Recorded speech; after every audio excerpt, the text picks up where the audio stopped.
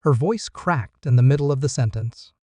Not loud, not dramatic, just a quiet fracture, like something inside her slipped before she could hide it. Marriage with him, it's a disaster. She didn't know I was standing outside the half-closed bedroom door. Listening, breathing slowly to keep myself from reacting too early. Her younger sister whispered back low, shaky, almost excited. So then, why don't you tell him the truth? Silence. A silence that felt rehearsed. Dangerous. Heavy with a meaning I wasn't supposed to discover. I leaned closer. My pulse slowed instead of rising, a habit my mind learned whenever something felt wrong. Then her sister said something that made every muscle in my body tighten. Or maybe he should try him. A soft gasp from my wife. A nervous laugh. A shift on the bed. I couldn't see their faces, but I could feel the truth stretching between them, thin, fragile, about to snap. My wife whispered, "No, he'd never forgive me." Her sister responded, "Not after what you've done?" No, he wouldn't. That was the moment everything tilted. A strange suggestion, a confession hiding behind words. A conversation that smelled like guilt. And I knew, absolutely knew, I was standing at the edge of something they had been hiding for a long time. It started 2 months earlier. My wife came home late. Too late. Her clothes perfect, but her composure fractured. She blamed stress, workload, deadlines. Then she began describing a man she worked with, her boss. At first, casually. Then, frequently. Then, obsessively disguised as complaints. He's arrogant. He's toxic. He's impossible to deal with. Every negative sentence had a strange undertone and energy I couldn't label, but felt. Her younger sister visited often. Too often. Always curious about my wife's job. Always asking about him. And the two of them would share looks. Quick glances. Nervous smiles. I brushed it off. Until one night, my wife said something that clung to my ribs like a warning. I'm not sure marriage is supposed to feel this restrictive. Restrictive. As if being with me was some sort of cage. But the true shift came when her sister cornered me in the kitchen. You know, some people just need excitement, she whispered. Her eyes holding something between sympathy and accusation. Maybe try being more open. Open to what? She didn't answer. Just walked away, leaving a question that didn't feel like mine alone. And tonight, hearing that half conversation, that suggestion, that guilt, I realized the puzzle pieces weren't scattered.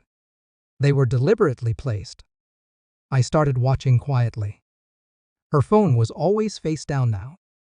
Notifications muted. Messages disappearing faster than they arrived.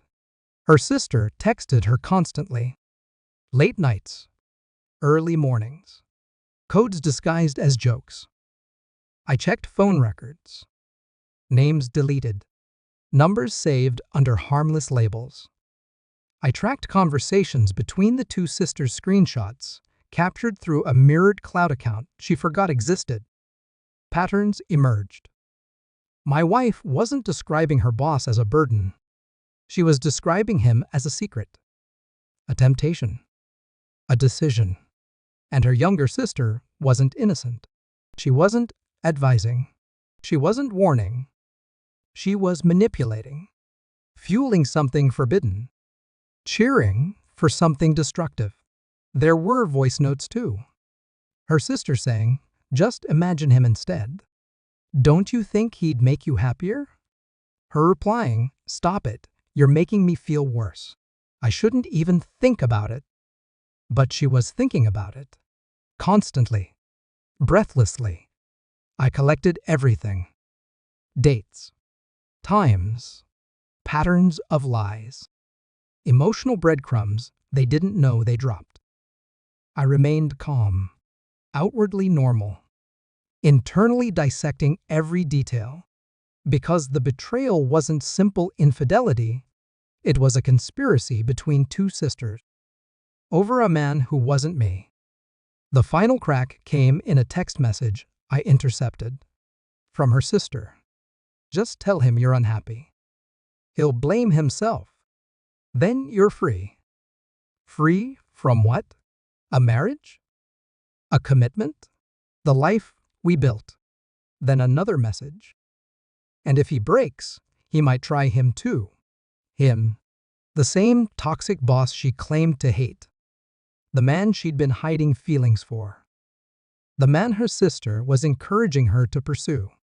I printed every message, every voice note, every whispered conversation. That night, she walked into the living room and froze. The papers were spread across the table.